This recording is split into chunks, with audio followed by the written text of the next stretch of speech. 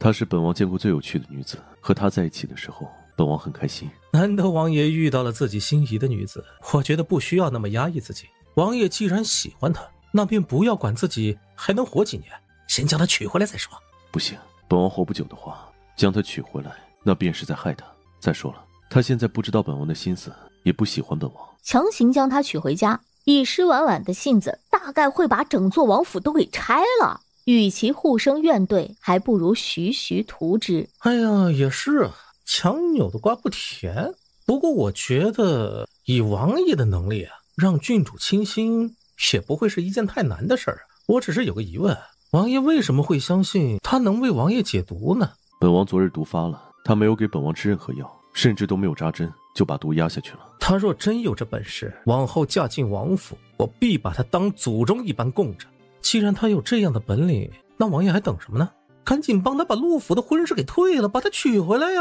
本王觉得现在去提亲，他可能会打爆本王的头。若让他知道治病的合约变成了婚书，他应该是不仅打爆他的头，连毒都不会帮他解，会让他原地去死。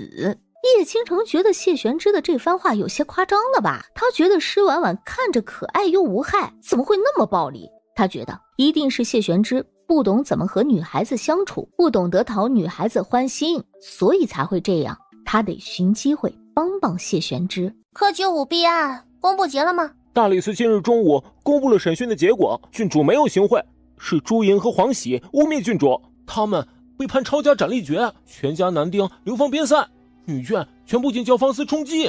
诗晴妹呢？诗晴妹把所有的事情都推到了朱莹的身上，说自己是被她所骗，她会站出来大义灭亲，是因为她眼里只有正义。所以她什么处罚都没有吗？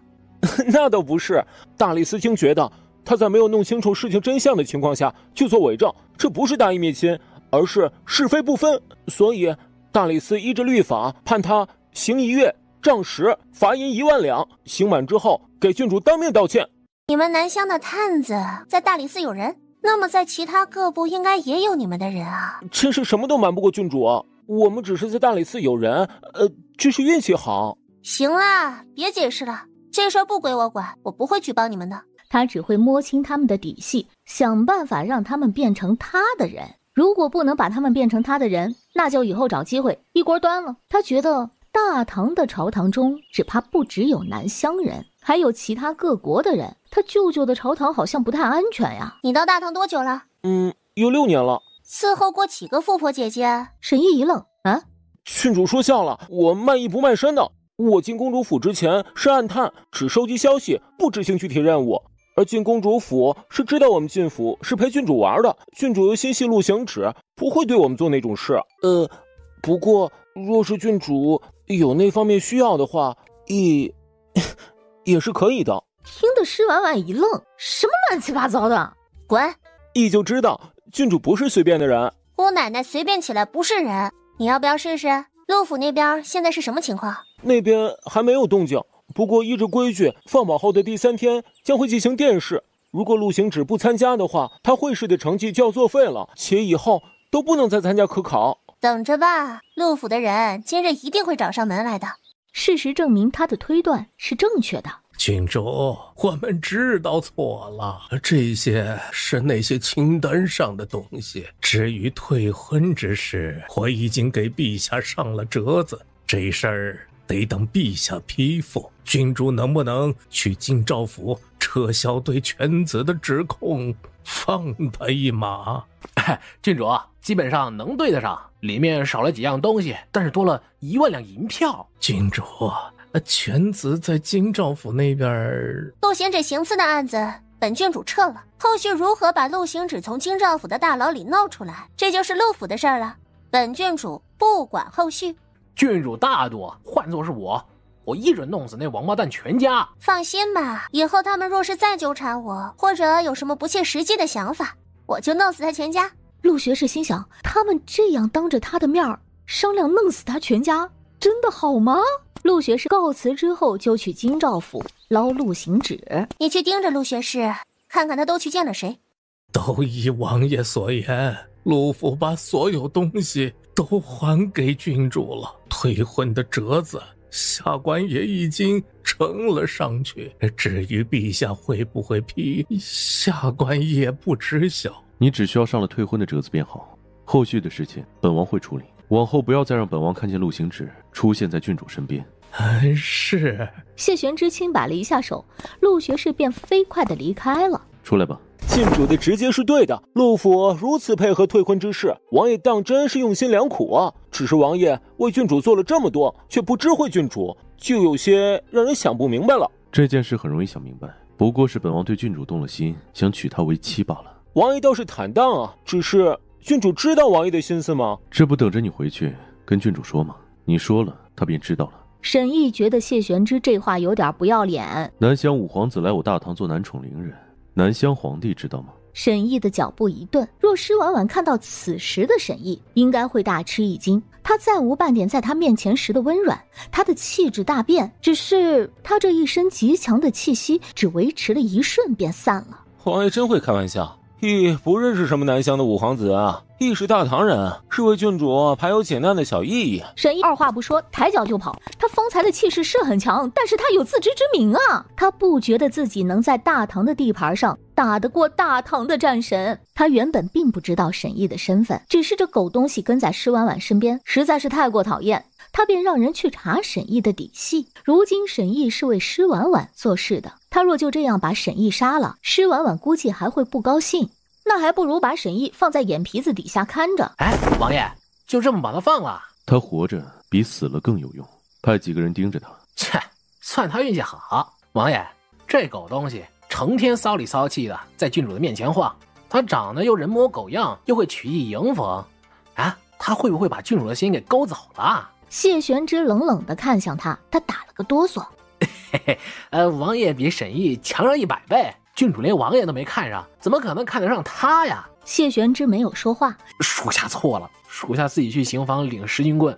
他说完赶紧跑，怕跑慢了被谢玄之一剑劈成2半。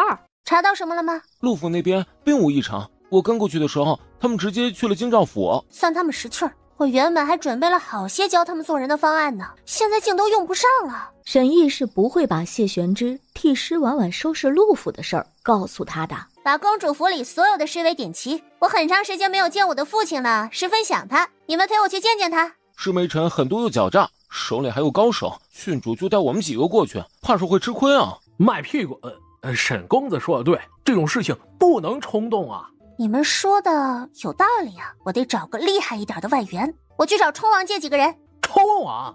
郡主何时与冲王有交情了？冲王如今是我在国子监里的武学夫子，他得罩着我。走吧，先去冲王府借人。王爷，借几个人帮我去打个架呗。要几个人？人不在多，在精，要能有绝活镇得住场子的那种。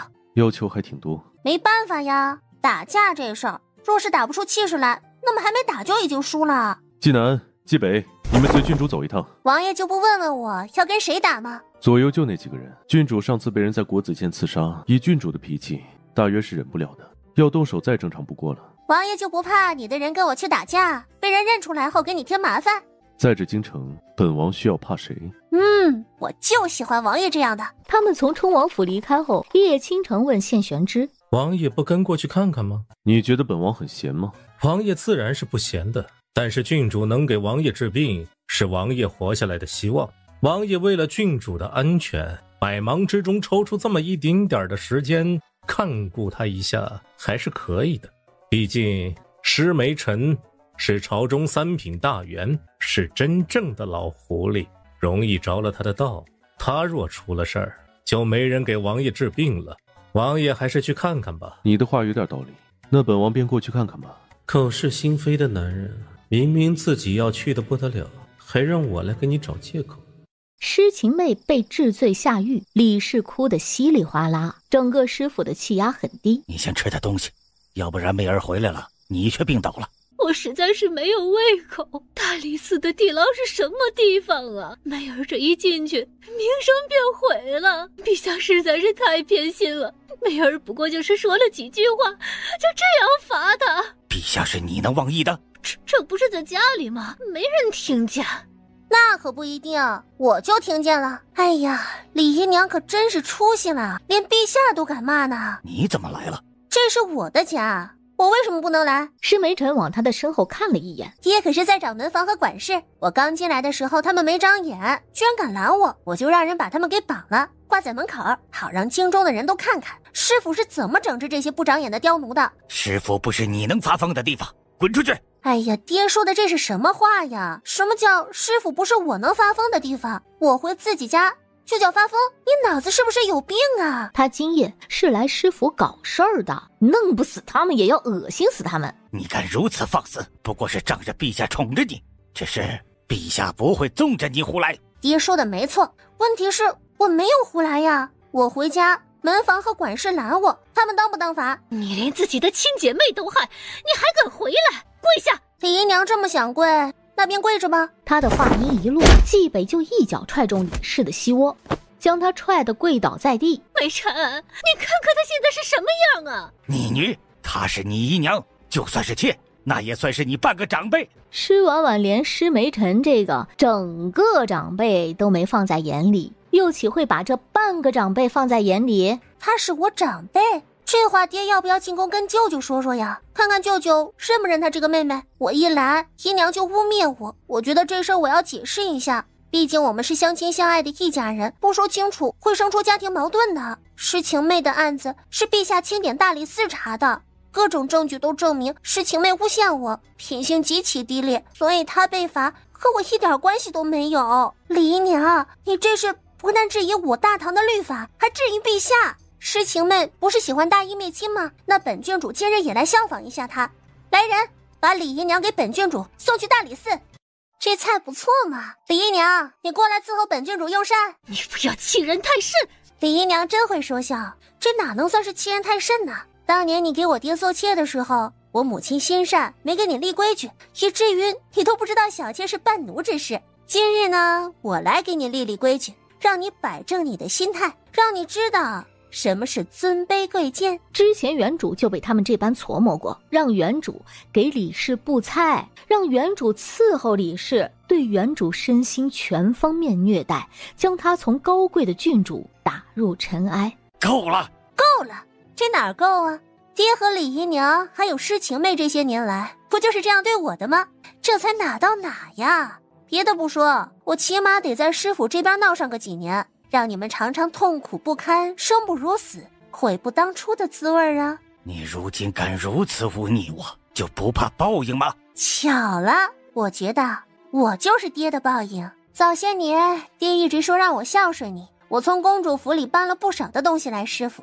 我觉得吧，爹都没养过我，就让我孝顺你，简直就是不要脸。所以我决定给爹一个要脸的机会。你要做什么？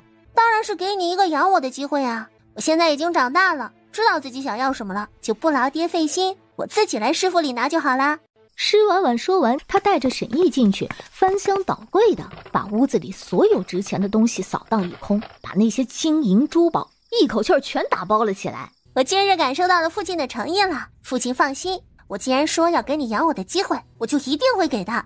以后每隔一段时间，我就回师府来看你。施梅尘的表情冷得有如千年寒潭，只恨不得把他给撕了。那你可得好好活着。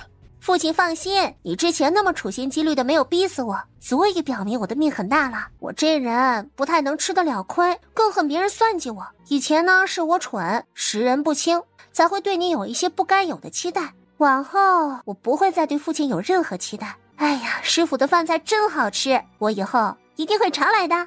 你真是个眼瞎子，你自己看看，你当初在朕面前一哭二闹三上吊，非要嫁的男人是个什么东西？陆行止做什么了？若舅舅这么生气？今日殿试，陆行止抄了冲王当年科考时的一篇策论。冲王还参加过科考？8年前，冲王曾以文举入仕，文采风流，举世无双。当时陛下钦点他为状元，恰逢那时西凉南下入侵我朝，只是他写完后便向陛下请辞，前去边关抵御外敌，让陛下把状元给到其他的学子，以提拔更多优秀人才。不是说冲王自小在边关长大，几乎就不在京城吗？他又是在京中生活了几年，大一些后便去了边关。老冲王带着世子去边关之后，他便自愿留在京城。也就是在那一年，他参加了科举考试。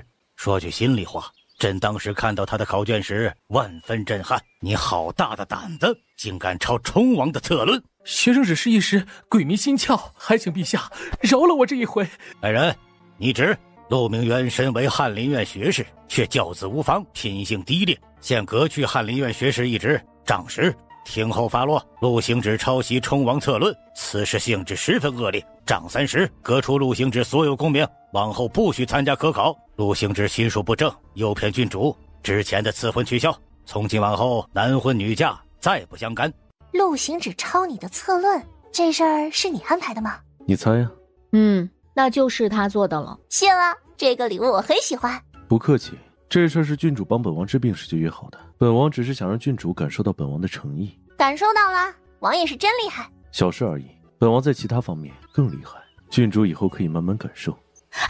施婉婉怀疑他在开车，但是他没证据，他白了他一眼，再重重一哼，扭头就走。郡主忘了，今日是你为本王复诊的时间。他们之前约好，前期每3日为他诊治一次，等到毒慢慢拔除之后，再把时间延长到7日一诊。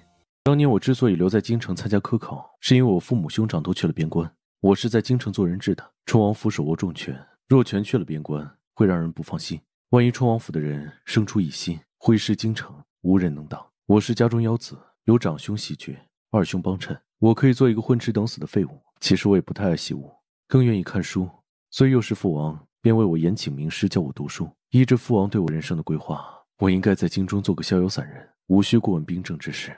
只可惜世事无常，没有人能按自己预定的人生活着。变故一起，我便扔下了手中的笔，原本闲散不喜欢想事的心也渐渐有了城府。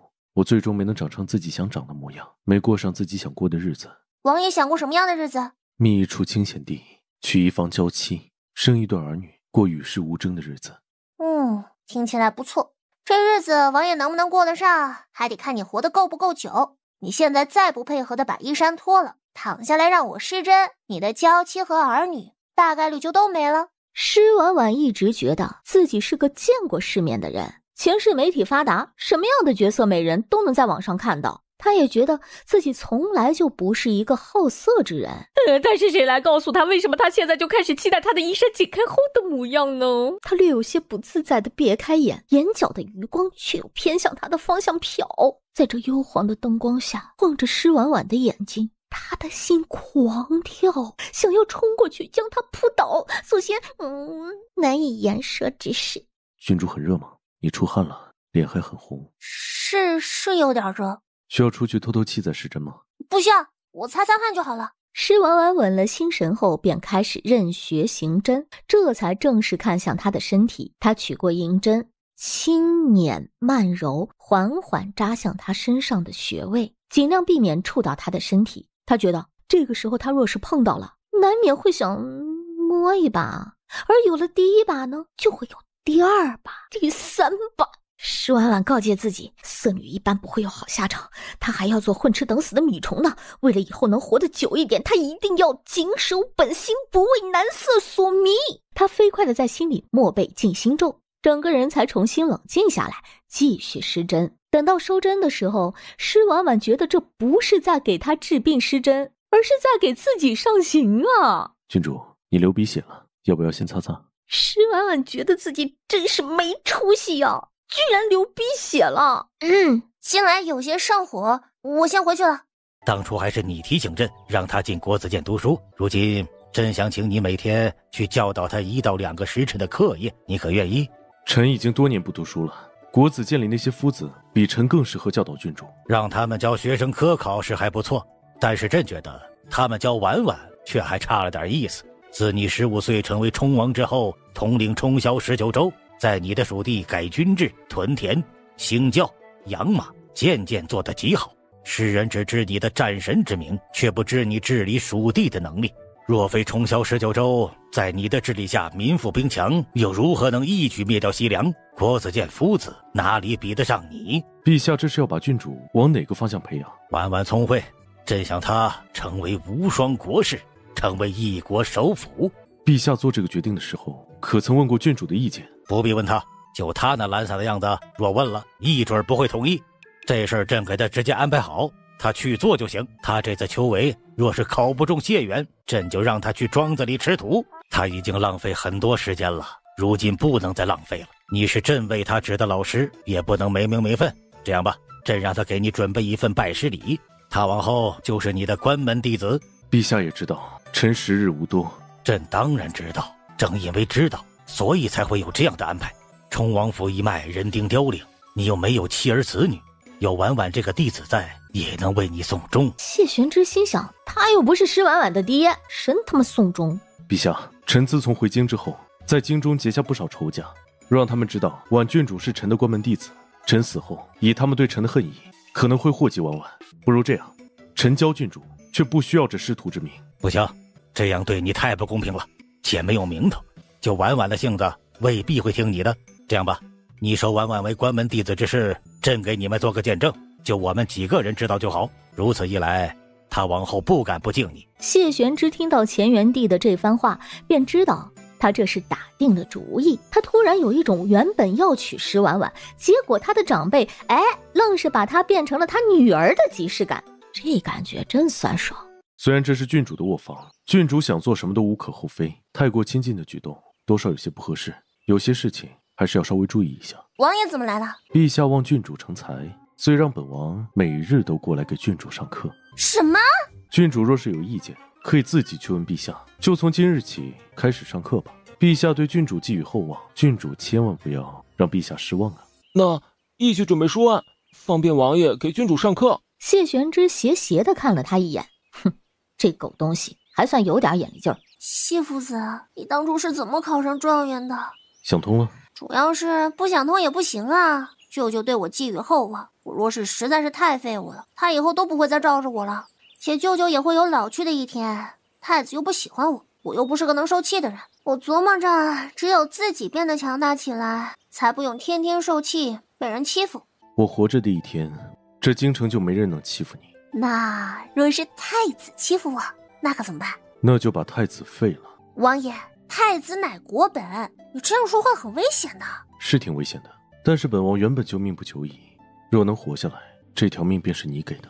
王爷言重了，我给王爷治病是拿了诊金的，若治好，王爷给我付了诊金，便不再欠我什么。施婉婉，我和你之间早就牵扯不清了，我估摸着这一辈子我们都会扯在一起。施婉婉听到这句话，心脏砰砰直跳。她对感情就算是再迟钝，此时也能感觉得到谢玄之对她的心思了。谢夫子，谢师傅，你如今可是我正儿八经的师傅呀，喊你爹都能喊得名正言顺的那种。那又如何？我又不是你亲爹，你有本事把你娘喊上来，让她休了石梅尘，然后嫁给我呀。我娘，你王爷，你嘴这么毒的话，你小心这辈子都娶不到媳妇儿。哟，还挺为我操心的嘛，我救了你好几回，这也算大恩了。他们都说大恩无以为报，唯有以身相许。等我毒解了以后，你若还没嫁，不如嫁给我。你想得美！你要再这样说，别说给你解毒了，我再给你下个毒，把你毒死拉倒了。我觉得对你而言，我活着比死了要好。你在京中仇人不少，还有一个一心想弄死你的爹，以及看你极不顺眼的太子。陛下虽然宠着你，但他在宫中平时事务繁忙，未必顾得上你。你的仇家如此厉害，可不是区区南乡探子就可以护得住的。不管你是否愿意承认，在这个世上，没有人能像我这样护着你，也没有这般护着你的能力。他此时不再掩饰对他的心思，他真的有些招架不住。谢玄之看到他的行为后，在心里叹气，没有再逼他。就他的性子，逼得越紧，他可能会越讨厌他，所以他对他只能徐徐图之。王爷是不是知道沈毅是南乡的探子？是啊，郡主要包庇他吗？我不是要护着沈毅，沈毅和他的人现在都算是我的人，他们与我呢还有些用处，还请王爷高抬贵手，放他们一马。他们是南乡人，本王要提醒你，南乡人狼子野心，你很难驾驭他们。谢王爷高抬贵手。郡主确定不是被男色所迷？王爷能不能别把我想的那么肤浅？我要是个会被男色所迷的人，那我真的不用活了。别的不说，光说我平时见到的这些男子，哪个不是角色啊？我要今日为这个所迷，明日为那个所迷，那我真的就每天什么事都不用干了，整天泡在男人堆里就好了。我若是这样的人，那样会衬得王爷的眼光不好的。我今日与你说这些，只是想让你知道我的心思，并没有其他意思。你先好生歇着，我明日再来。谢玄之对他的心思昭然若揭，他虽拒绝的彻底，但是谢玄之却并没把他的拒绝放在心上啊。谢玄之若真对他死缠烂打，他可能会对他生出厌恶，但是谢玄之却一直都能把握好分寸，并没有什么越矩行为。平心而论，他不讨厌他。谢玄之从他的房间出去之后，看见沈毅捧着一盘水果走了过来。五皇子怕是还没有这般服侍过南乡皇帝吧？是啊，在我的心里，郡主可比我父皇重要多了。王爷若没有其他吩咐，便去伺候郡主了。在看什么？看到没？天上有10个月亮，小声点，别把他们吓跑了。唉，爷爷说他死了之后就会变成一轮明月照着我，让我在夜里不再孤单。他是骗子，这么多年了，大伯没了，爸爸没了，小叔没了，姑姑没了，哥哥也没了。你们说会等我学好医术来救你们的，可是你们一个个的都在我能救你们之前就走了。你们知道这是什么吗？这是家族霸凌。为什么你们都得了那种病，就我没有？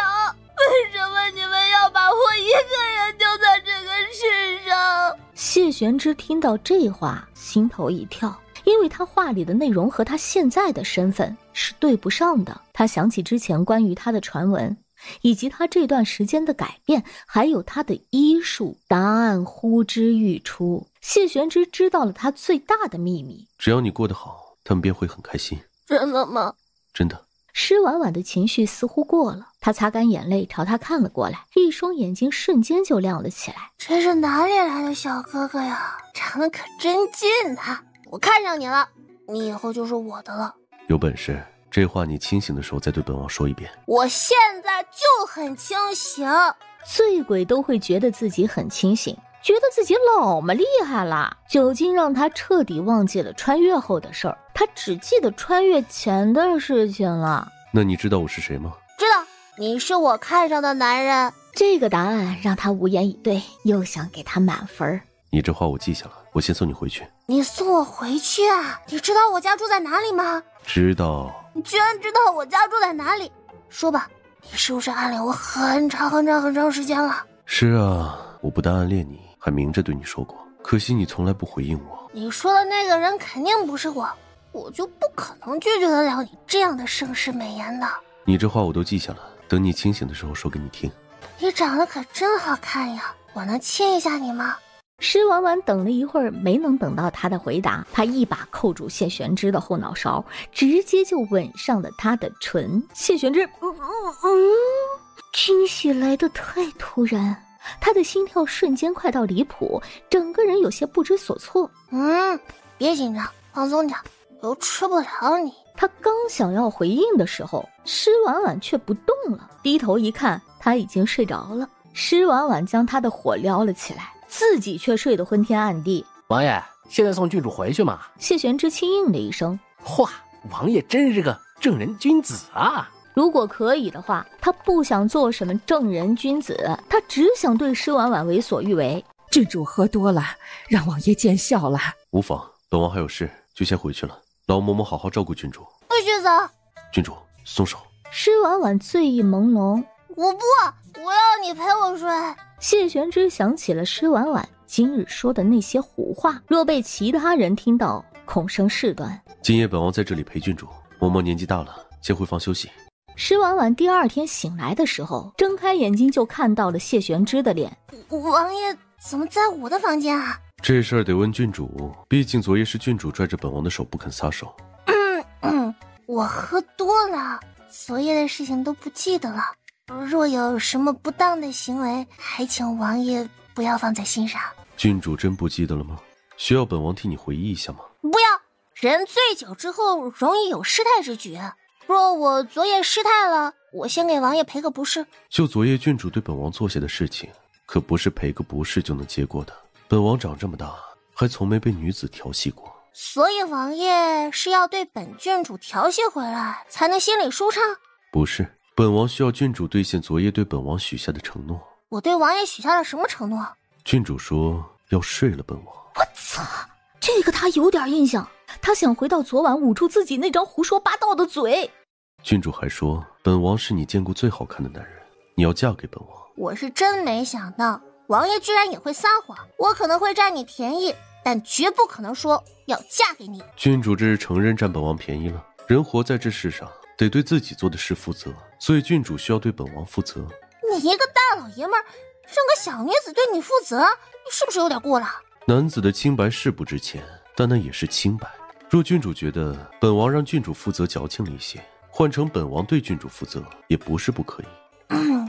我不需要你负责，是本王需要郡主负责，所以本王请郡主做个有担当的人，不要始乱终弃。本王虽然是比郡主大了几岁，但之前可从来没有哪个女子进过本王的身，强吻过本王。你别说了，是完了，哎呀，昨夜的事情我什么都不记得了。郡主不记得没有关系，以后有机会，本王会替郡主想起来的。郡主好好休息，也许休息好，就什么都记起来了。反正本王都记得，这天上不会有10个月亮，你逝去的亲人，爷爷、爸爸、大伯、小叔、哥哥，就算变成月亮，也来不到这个世界。谢玄之说完扭头便走，施婉婉抱着脑袋哀嚎了一声，她真的很想抽死自己啊！哎呀，她发誓她以后再也不喝酒了，她要怎样才能让谢玄之为她保守秘密啊？难道就剩色诱这一招了吗？好惆怅。嬷嬷，我昨夜是不是很丢人啊？也没有很丢人，你把冲王变成你的夫婿之后，你们成了一家人，到时候就不存在丢人这种事情了。所以郡主需要老奴去暗示冲王，让他来公主府提亲吗？嬷嬷，郡主都快和冲王生米煮成熟饭了，好在冲王无论是人品还是身世，都是配得上郡主的。郡主哪怕是醉酒了，找夫婿的眼光也是极好的。公主在天之灵，若是知道郡主是这样选夫婿的，肯定会打死郡主。好在最后结果不错，冲王做公主的女婿，公主应该会很开心。嬷嬷别说了，我以后再也不喝酒了，再喝我就让我娘把我给带走。于公公，陛下最是看重我的学业，这会儿让我请假，可是有什么特别的事情？今日南乡大皇子进宫，商议护市之事，陛下觉得郡主可以适当的知晓朝中之事，便让奴才接郡主进宫旁听。施婉婉在之前谢玄之给他讲朝廷赋税的时候，他就猜乾元帝在培养他，他近来的表现应该让乾元帝十分满意，所以才让他偶尔接触一些国事，为他增长阅历和知识。婉婉，过来。施婉婉会配合吗？他就像没听见他的话一样。施婉婉无视施梅尘，让他多少有些下不来台。师上说贵千金对你好像有点意见呢。大殿下不是觉得南乡的女子太过温柔没劲儿吗？我这个女儿够劲儿吧？确实够劲儿，难怪会让施尚书如此头疼啊。家门不幸罢了，若大殿下不介意，我将小女引荐给大殿下。好啊。施梅尘带着温九渊走到施婉婉的身边。婉婉，请叫我有宁郡主，不知师驸马找我有何指教啊？他其实并不喜欢被称为驸马，那会让他觉得自己是吃软饭的。郡主，这位是南乡的大皇子，他看过你在月考写的策论，夸赞不已。早前便听闻永宁郡主花容月貌，今日一见，当真是惊为天人。大皇子殿下听到的这些夸奖，怕不是我，而是我的庶妹施晴妹。实不相瞒，我之前在京中没有美名，只有顽劣之名。他讨厌温九渊看他的眼神，就像是猛兽看到了猎物一般，占有欲极强。若不是在这种宴会上，就他这眼神儿，施婉婉就想打破他的头。郡主真会开玩笑啊。不过像郡主这般直白，能直面自己不足的性子，当真是极为难得的。大皇子这样夸我，都把我夸得不好意思了。原本礼尚往来，我也应该夸夸大皇子的，但是我对大皇子的过往不了解，一时间倒不知道如何去夸了。无妨，等以后我与郡主相处的多了，郡主对我有所了解之后，再来夸我也不迟。今日父皇龙体不适，晚宴由本宫来主持，南乡的大皇子殿下来我大唐商议互市之事，此乃造福大唐和南乡百姓之事，本宫敬大殿下一杯。太子殿下客气了，我代表南乡来大唐商议互市之事，深感荣幸，应该是我先敬太子殿下才是。大皇子来者是客，不必如此客气。俩人客套的说辞，奠定了晚宴祥和的气氛。南乡与大唐交好，共创太平盛世，我想与大唐结亲，不知太子殿下意下如何呀？不知大皇子想如何与大唐结亲呢？我至今正妃之位空悬，早前便十分仰慕永宁郡主，今日一见永宁郡主惊为天人，一见钟情，请娶她做正妃，不知郡主意下如何？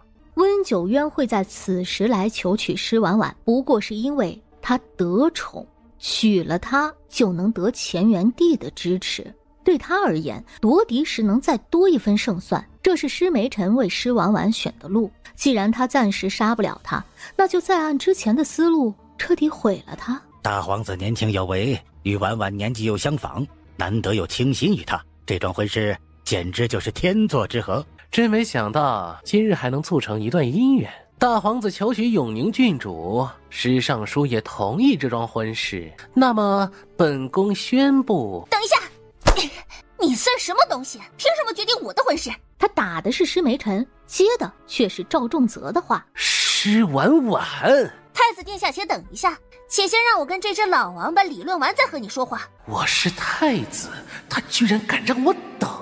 他竟敢当着这么多人的面，他疯了吧？还敢骂我是老王八？你这个老王八，你从未管过我，更没有关心过我。自我出生之后，你从未对我有过一丝一毫的关心，每次见面对我是非打即骂。别人的父亲都是对自己的女儿千般宠爱，你却总是害我。你这样对我，我不明白是你天生恶毒，还是你根本就不是我的父亲。婉婉，施尚书也是为你好，他对你用心良苦，你不领情也就算了，你当众辱骂他，着实过分了些。今日你和南乡大皇子的婚事，本宫……太子殿下，婚姻之事虽然是父母之命、媒妁之言，但是也要讲究情投意合呀。若强行将两人绑在一起，只会成为怨偶。且郡主对施尚书有些误会，臣觉得这桩婚事还是由陛下来赐吧。大唐和南乡联姻是结亲的，不是结仇啊，总归得郡主愿意才行啊。哎，就是啊。一群人劝的劝，和稀泥的和稀泥。施梅臣和赵仲泽对视了一眼，知道这事儿今日是成不了了。赵仲泽心里烦得很，他觉得施婉婉太不识好歹了。他作为大唐的太子，亲自给他指婚，他居然敢不同意，还在这里闹事。他施婉婉不过是仗着有乾元帝的宠爱，他连他这个太子都敢不放在眼里。等他登基后，第一个就弄死他。酒宴结束之后，施婉婉觉得他应该去告状了，只是他到乾元帝的寝殿前遇到了皇后和赵仲泽。陛下待郡主极好，郡主却想方设法的害陛下，郡主还有良心吗？不知皇后娘娘何出此言？我何时害皇帝舅舅了？你自己做过的那些事情，你自己心里有数。我自己做过的事情，心里是有数的，但若是我没做过的事情，我就很难有数了。陛下真是把你宠坏了，如此的牙尖嘴利。你母亲不在了，本宫身为你的舅母，便替你母亲好好的管教管教你。来人，张嘴！舅舅救命啊！闭嘴！施婉婉当然不可能听他的，喊得更大声了。皇后急了，让身后的宫女去捂施婉婉的嘴。乾元帝今日突发头疾，正痛得不轻，刚刚要睡着，就听到外面的吵架声。这是怎么回事？舅舅，我差点就见不到你了。太子表哥要把我嫁给南乡大皇子，皇后舅母要打杀我。来人，把这些以下犯上的贱婢们全拖下去杖杀了。陛下，婉婉性子太野了，行事有没有分寸，还涉嫌谋害你，臣妾只是……闭嘴！朕的眼睛还没有瞎，全天下的人都可能会存害朕的心思，独他不会。陛下这样宠着他，会把他宠坏了。朕的外甥女儿就算宠坏了又如何？万事由朕兜着。你作为她的舅母，可以管教她，但是你不能欺负她。你看看你哪里还有半点皇后应有的端庄？你若不想再做这个皇后，朕可以成全你。你方才说太子要把你嫁给南乡的大皇子，这又是怎么回事？今日舅舅不在，太子表兄主持国宴，南乡大皇子在师尚书的怂恿下欲娶我，太子表兄都没有问过我的意见，就要同意这门婚事。我想留在京城孝敬舅舅，不想嫁去南乡。父皇，是南乡大皇子对表妹一见钟情，他言辞恳切，事关邦交，表妹在京中名声不好，常被人说三道四。儿臣觉得，她若是嫁到对他完全不了解的南乡，便能重新开始，又有南乡的大皇子护着，必定能过得极好。儿臣也是为表妹的幸福着想，考虑再三才答应的。大唐是要和南乡建交，但这是平等建交，要拉近关系有很多种法子，和亲是其中一种，却绝不是最好的法子。只有无能的君主才会把自己视若珍宝的女儿送出去和亲。父皇，南乡大皇子一表人才，配得上表妹，儿臣是一心为了表妹着想，这才想要促成这桩婚事啊。你是为了婉婉，还是因为自己的私心？你自己心里有数，去院子里跪着，好好反思。陛下，太子此事虽然考虑的不周，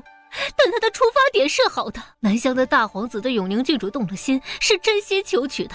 若是因为这件事情导致南乡和大唐为敌的话，婉婉应当如何自处啊？朕的江山不需要用女子来稳固。若南乡因此事生出不满，想要发动战事，朕奉陪到底。太子，你要记住你的身份，你是大唐的储君。作为储君，你当有储君的风仪和骨气，不要说大唐的国力比南乡要强盛几分，哪怕是弱几分都不能轻易折腰。这天下江山顾全大局是没有错，但是顾全大局绝不是折腰屈膝，区区一个南乡的大皇子而已。他来了我大唐，开口求娶我大唐的郡主，就一定要答应吗？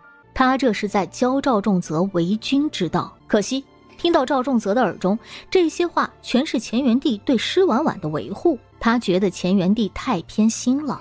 你可真是出息了，当众打自己父亲。若再来一次，我应该拿装汤的大碗扣他脑袋上，最好砸死他。你就不怕史官手里比？那也比被他卖到南乡跟一堆女人抢一个渣男强。史官的笔我以后还能凭本事扭过来。他敢这样对你，说到底是你自己蠢。若不是你之前天天蠢到跪舔着他，他哪来的胆子敢这样算计你？是的，所以我想拍死之前的自己，以后再想办法拍死他。我不能总让舅舅保护我，我以后也能保护舅舅。你不给朕添麻烦就极好了。别的不说，今日南乡大皇子求娶你时，你除了闹腾，跑到朕这里来告状，你也一点法子都没有。想要保护朕，那就先保护好自己。在京城，最好的保护自己的方式就是权势，而要拿到权势，你只是朕的外甥女可不够，你先得自己有能力，然后还需一群人帮衬你。舅舅，你别说了，你再说下去，我出宫后就要想办法结党营私了。哈哈哈哈！普天之下，也只有你敢在朕的面前说这样的话。结党营私可不是那么容易的，得有与你志同道合的人。所以舅舅是支持我结党营私吗？我这是奉旨结党营私。把这个蠢货轰出去，朕不想见他。老奴可不敢，老奴若是这会儿把郡主轰出去了，陛下回头又得治老奴的罪了。舅舅，你的头还疼不疼啊？我新学了一套针灸的法子，治头疼效果可好了，你要不要试试？不是，就你那水平，朕怕你把朕给扎坏了。他话是这么说，最后还是让施婉婉给他施了针。这一套针施完，钱元帝竟睡着了。钱元帝睡到傍晚时分才醒，他醒来之后只觉得整个人神清气爽。今日皇后和太子的所作所为让钱元帝十分失望，他知道他们不喜欢施婉婉，却没想到他们在师府那对妇女的挑拨下，竟连他都感动。把在朕的内河药膏里做的手脚，还有在早山下穿琼的人全部杖杀了，再去一趟皇后那里，就说她身体不适，需在宫里静养，在她的身体没有大好之前，不要出坤宁宫。郡主啊，今日进宫是不是发生了什么事儿啊？施梅臣和太子想让我去南乡和亲。让郡主去南乡和亲？施梅臣那个杀千刀的，当年公主要剁他的时候，我就不该拦着。我娘当初要剁了施梅臣。施梅臣那个狗娘养的癞蛤蟆想吃天鹅肉，竟想染指公主，公主自然就教他做人了。施梅尘是我娘的驸马，他们从来没有同房过吗？长辈的事情，郡主就别问了。施婉婉一听这话就知道她猜对了，她之前就猜到她不是施梅尘的女儿，这俩人摆明的一点感情都没有啊！施梅尘是怎么成了驸马的？以我娘的性子，就算没多了施梅尘，那也应该把她废了吧？郡主猜出来了，所以施梅尘被我娘弄成太监了。差不多吧。还是我娘为辅。这事儿传出去对公主名声不好，郡主知道这事儿便好，别往外说啊。嬷嬷放心，我有分寸的。施梅尘行事，老奴也略知一二。他既然动了这心思，怕是会想方设法把郡主嫁到南乡，郡主千万要小心呐。嬷嬷放心，我会小心的。只是只有千日做贼的，没有千日防贼的道理，还是得想办法先弄死他才行。他如今是户部尚书，明面上还是郡主的亲生父亲，他若出事，郡主怕是也会受影响啊。嬷嬷说的对，所以我得先想办法和他断了父女关系，免得他拖累我。沈毅在外面听到了施婉婉和陈嬷嬷的对话，他的面色冷了下来。温九渊为什么会动了娶施婉婉的心思，他再清楚不过。你是南乡探子，对大皇子温九渊了解吗？他配不上郡主，他这人十分阴毒，行事狠辣，唯利是图。他是皇长子，背后的母族也颇有权势，是南乡众皇子中皇位呼声最高的那个。你和他有仇？和他算不上有仇，只是派系不同，看他不顺眼罢了。派系不同？你在南乡支持哪位皇子啊？五皇子，他和大皇子是完全不同类型的人。他虽然母族不够强大，能力却很强，待人也极好，是南乡唯一能与大皇子抗衡的皇子。是吗？五皇子这么厉害的吗？等郡主以后见到他了，就知道我所言非虚。别的不说，他至少比大皇子要好得多。以后有机会，我定要会会南乡的五皇子。今日又是施婉婉替谢玄之施针的日子，要摸摸，要亲亲吗？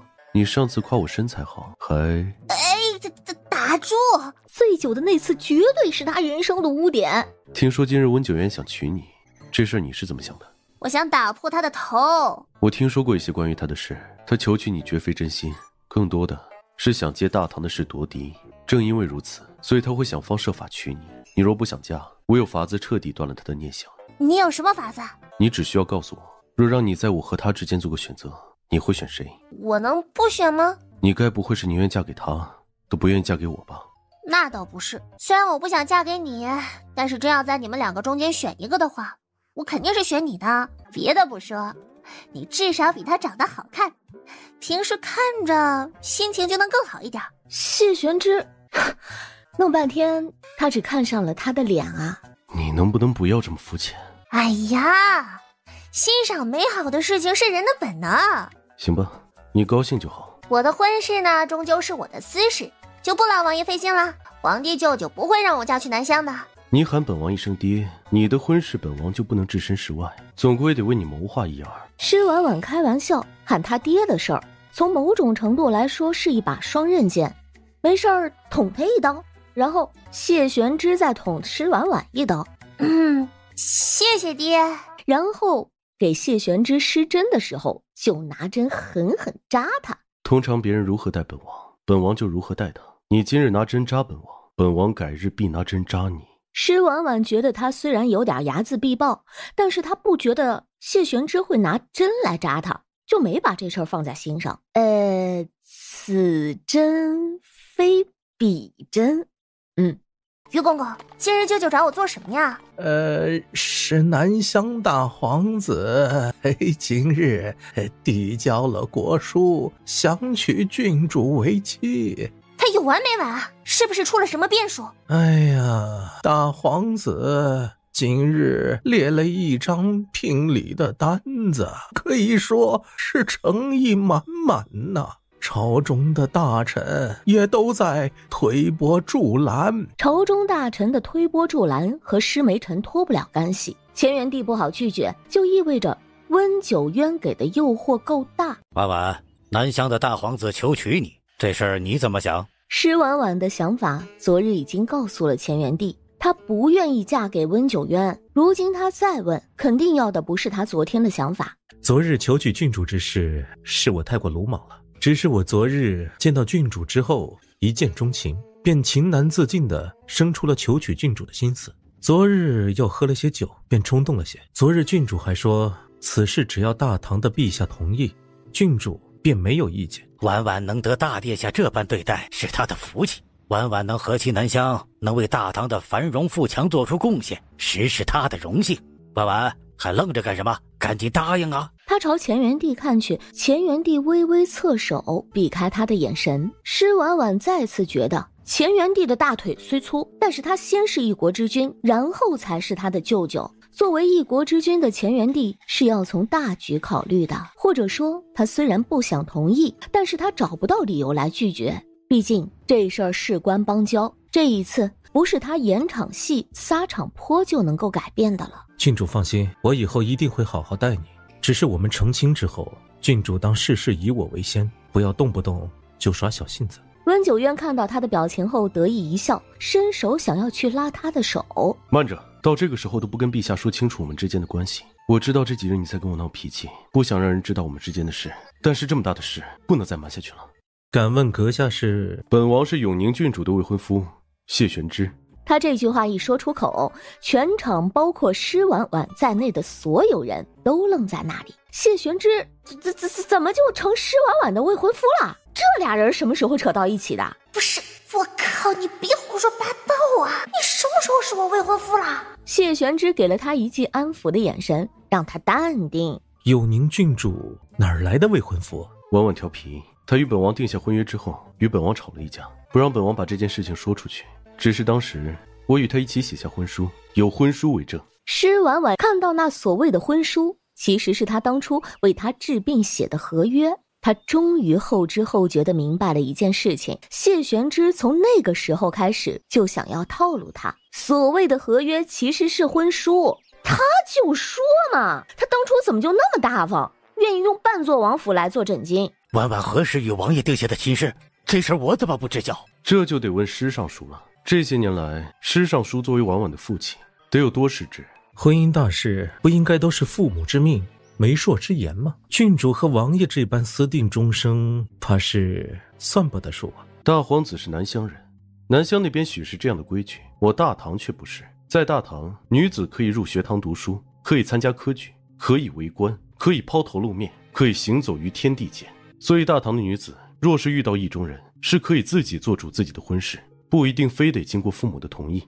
本王听闻昨日大皇子便已经问过婉婉的意思，婉婉当时已经婉拒过你了。今日你竟还当着这么多人的面为难婉婉，你的深情固然感人，但深情太过霸道，那就是自以为是。大皇子这是在欺我大唐无人了吗？若南乡因此事发动战事，臣愿意亲自领兵，会一会南乡的兵马，左右臣灭了西凉之后，在京中闲得无聊，若能寻些事情做，也是好的。温九渊是真没想到啊，谢玄之会这么强硬。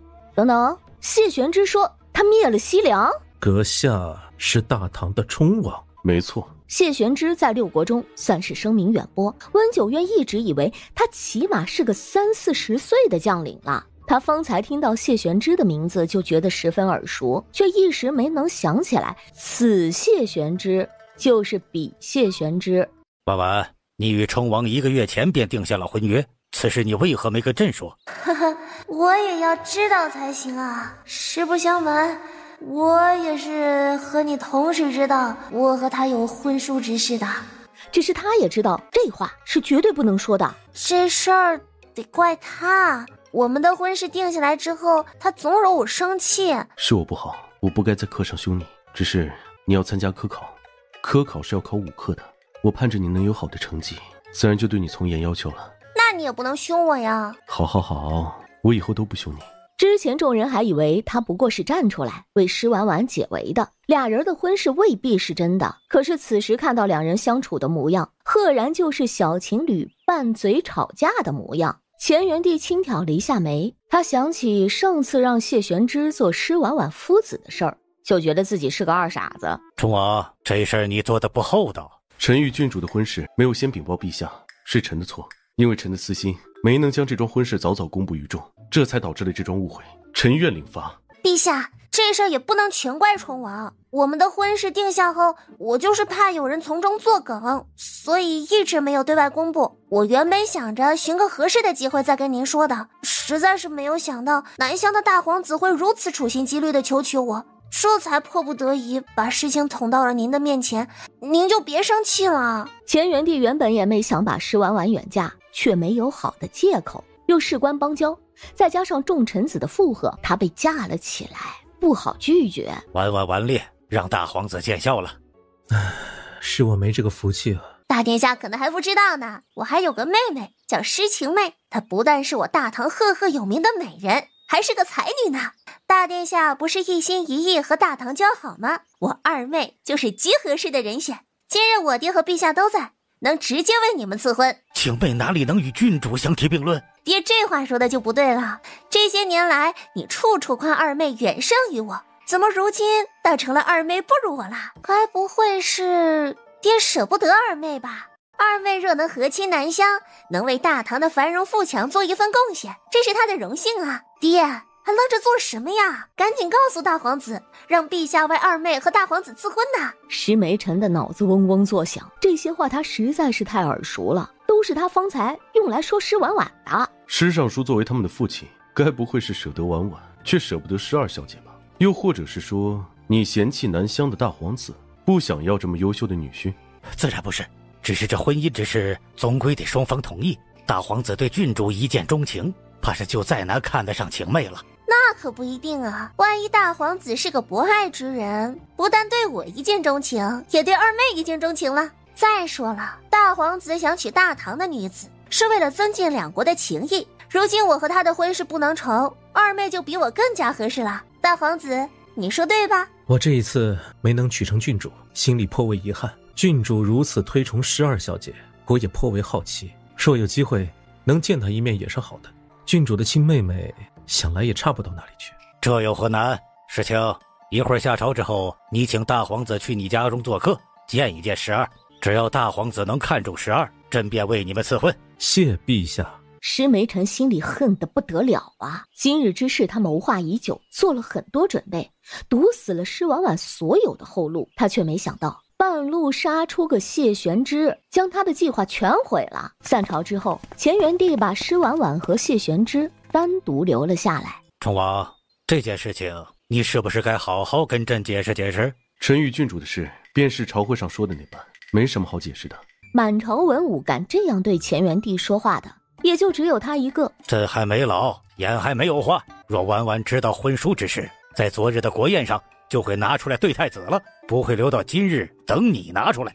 舅舅说的很有道理，但是这事儿舅舅真的冤枉玄之了。这事儿是我的不对，当初我被陆行止欺负，心里委屈的紧，我当时便觉得凭什么陆行止和江蓉蓉就能勾勾搭搭的，我却要在那里受那等嫌弃。再加上我和陆行止退了婚之后，我爹找上门来说我这辈子再也找不到比陆行止更好的夫婿，我很不服气呀。那日喝了点酒，便找到了玄之，问他是否愿意娶我，他同意了，我们便签下了这张婚书。施婉婉，要不要听听你在说些什么？与男子私定终身，可把你出息了。陛下，这件事情臣做的也不太妥当，请陛下责罚。行了，你们如何签下那张婚书的事儿，朕不过问了。朕眼下只想问你们，今日这桩事情闹得整个京城人尽皆知，你们后续有什么打算？臣即刻筹办婚事，必将郡主风风光光的娶回冲王府。你自己还有多少寿命之事，心里可有数？平心而论，谢玄之若不是身中剧毒，命在旦夕，他是不会反对这门婚事的。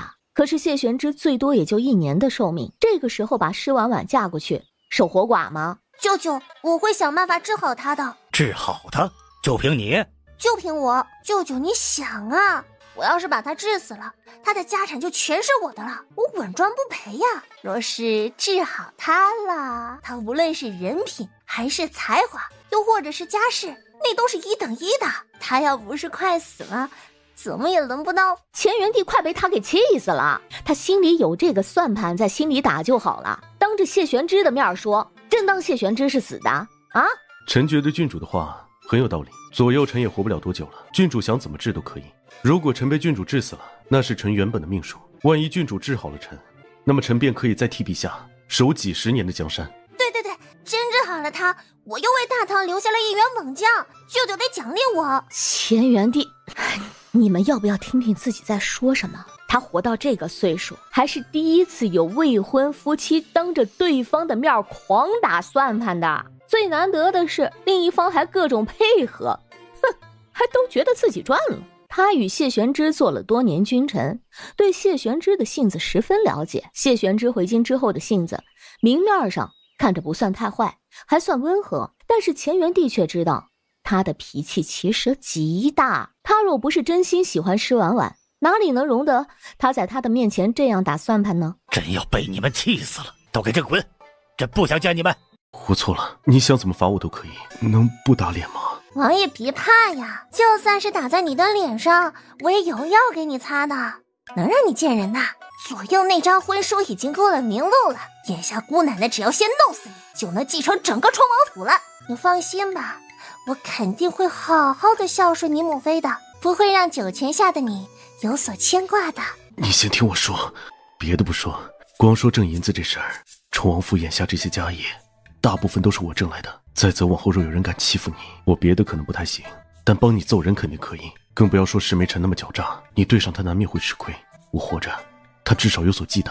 让你活着继续算计我吗？我虽然不算好，至少出了今日的事情以后，只有我能真正的帮到你，并且我也可以答应你，往后不管你要做什么，我都会支持你。说我要继续考功名，入朝为官呢？那就入朝为官，我还可以为你铺路。不管你是要废太子，还是要位极人臣，我都可以帮你。就算我们成亲了，你也不仅仅是冲王妃，你也依旧是永宁郡主，以后还可以有属于你的官职和身份。说的那么好听，谁知道你做不做得到啊？要不立个字据，这次你来招旨，你来写，以杜绝我任何做手脚的可能性。他不说这事儿还好，一说他就气得不行。这狗玩意儿，早早就这样算计他。你他丫的还不是算计旁的东西，是把姑奶奶后半辈子都算计了，还骗了我那么久。不行，我得先收点利息。他说完，一把抱住了谢玄之的脖子，吻上了他的唇。谢玄之他做好了被他各种清算的准备，没想到还有这种好事儿。这是我在罚你，你那么一副享受的样子。你亲我，我自然心中欢喜。我若嫌弃的话，那不是抬举吗？往后我切你的时候，你只许迎合，不许反客为主。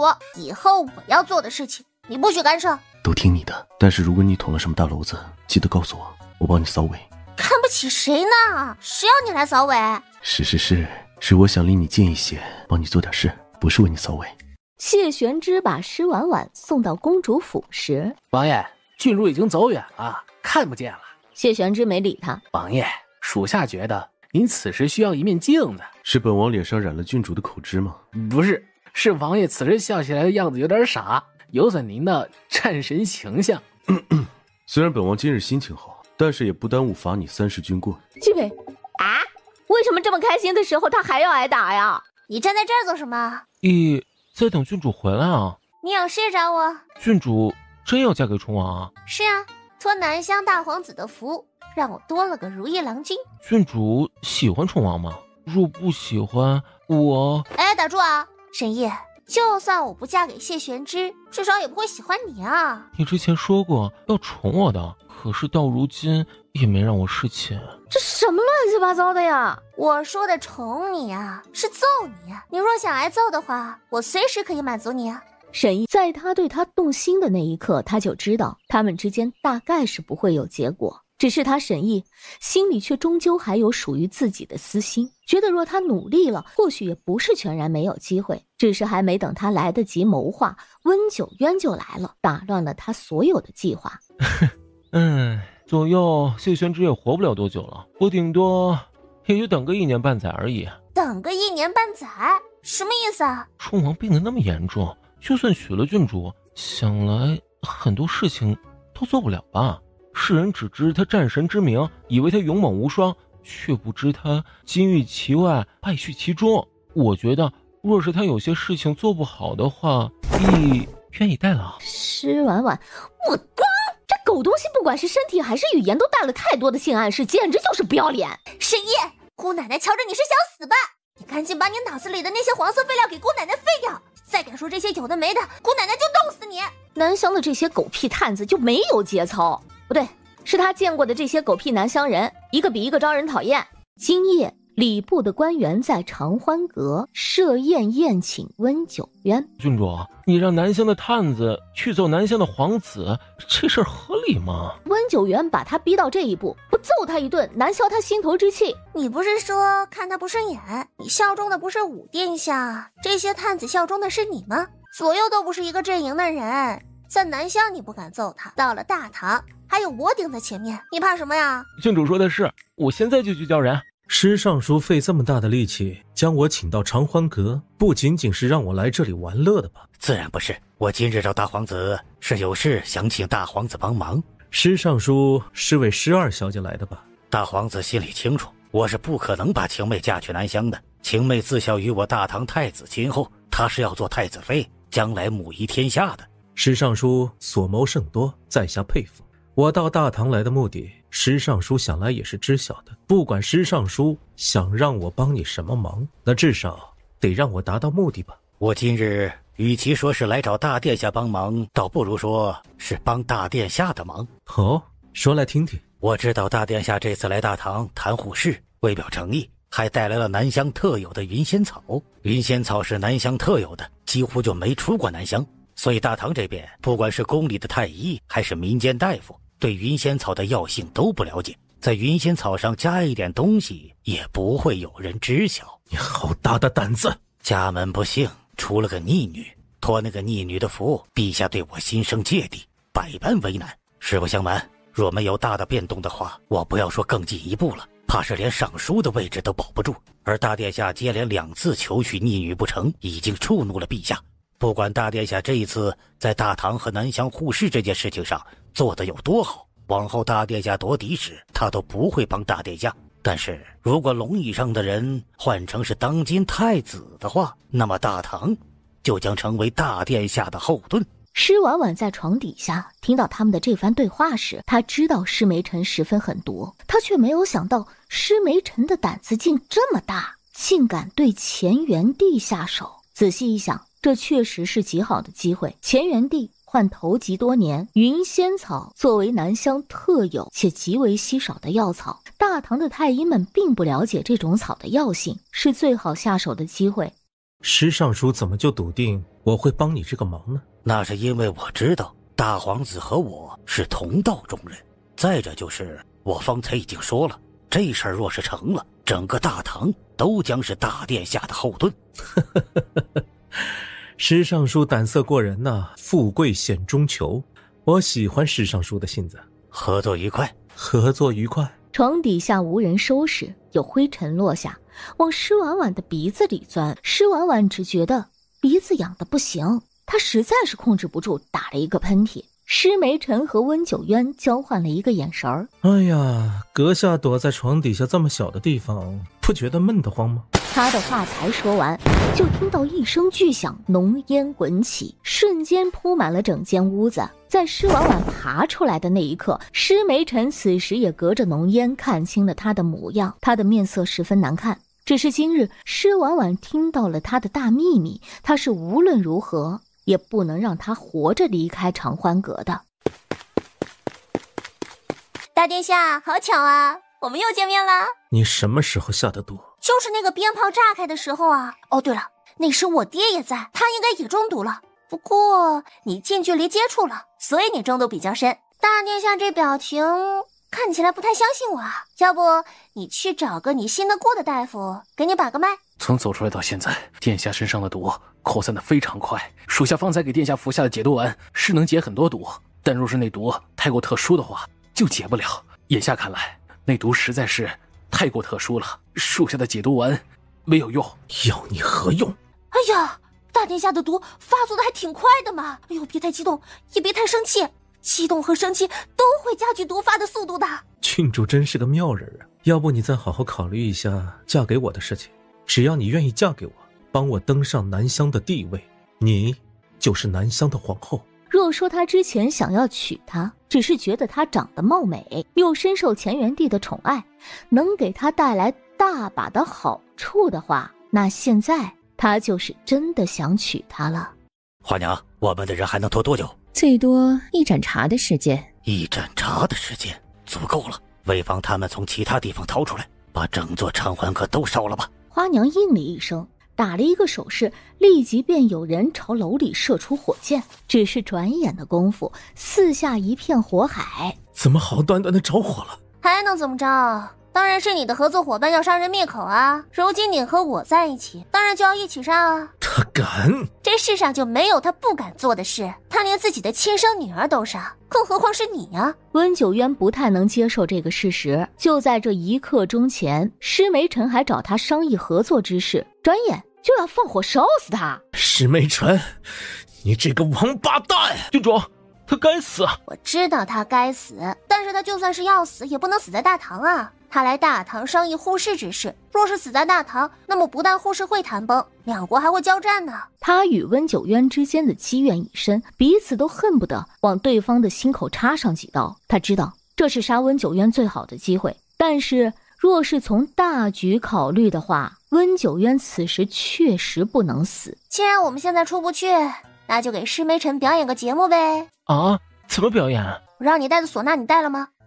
带了的。施婉婉嘿嘿一笑，施梅尘迫不得已放火烧楼，为的就是彻底杀了施婉婉，也是灭温九渊的口。因为他知道有了今日的事情后，温九渊已经失控，他若操控不了温九渊，那就只能弄死温九渊了。他要把今日的事情做成是一场意外，把所有的一切都用这场大火掩盖。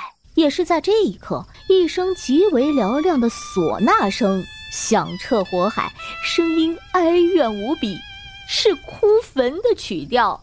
下一瞬间就是一记女音：哎呀，施梅尘，我的爹，你死得好惨！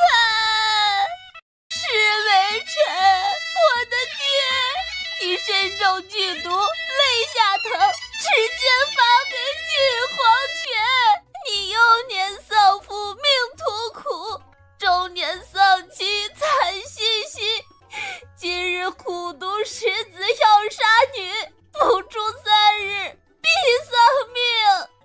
问施梅尘为何如此命苦？心肠狠毒是原罪。问施梅尘为何3日会丧命？杀女不成反被坑，身中剧毒不自知，传。那声音凄惨无比，真就像是死了爹一样，让人闻者落泪，听者伤心。施梅尘气的额前青筋直跳，他只觉得全身气血汹涌，胸口剧痛，犹如针扎，难受至极。这是明显中毒的症状。施婉婉的声音再次传来：自古多情空余恨，自古薄情不得好死。害人者何害己？问取何时中的毒？鞭炮炸开便中招，就问你气不气？烧死我，毒死你！你狠毒，我有招。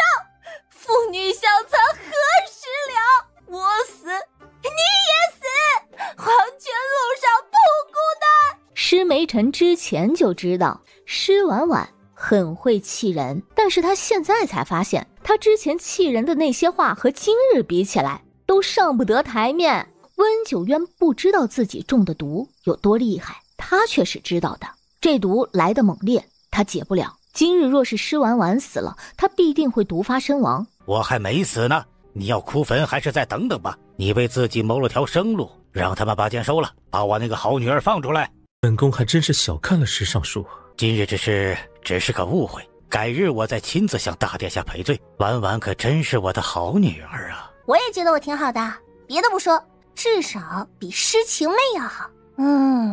我觉得吧，要振兴师府，光靠施晴妹是不行的，还是得靠我。把解药交出来。下毒的人是不可能会把解药带在身上的，待我安全之后，我一定会把解药双手奉上。爹身上的毒应该能让爹高抬贵手，放我一马吧。放你去陛下那里告我的状吗？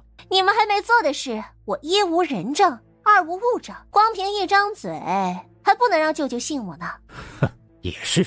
对陛下而言，他先是一国之君，后才是你的舅舅。他看着对你十分疼爱，但是把你推出来和亲时，他是一点都不手软。爹还不走吗？你再留在这儿可就危险了。我的好女儿，这次爹得送你一件大礼。他飞快地一刀捅进了温九渊的胸口。他今日虽然最后关头狠狠地摆了施婉婉一道，他却很不开心，更不要说他还中了施婉婉的毒，往后解毒怕不是易事儿。他此番离开，后续会让施婉婉付出惨痛的代价。施梅尘，你会为你今日的所作所为付出代价的。你还是先想想你自己吧。京兆府的人马上就到，南乡的大皇子死在你的怀里，你这次是跳进黄河也洗不清了。只要你把解药拿出来，我便有法子为你脱罪。正在此时，一支箭破空而来，那一箭虽未射中他的胸口，却也只偏了些许，射入了他的肩头。这一下剧痛难忍呐！谢玄之手挽长弓站在不远处，眉眼冷厉如刀，透着极致的杀意。施梅尘看到谢玄之继续挽弓搭箭，暗叫一声不好，因为他知道若是谢玄之再射出一箭，他就无论如何也逃不掉了。秦大人救命！南乡大皇子和郡主发生冲突，我全家无果，反被冲王误会。冲王，冷静。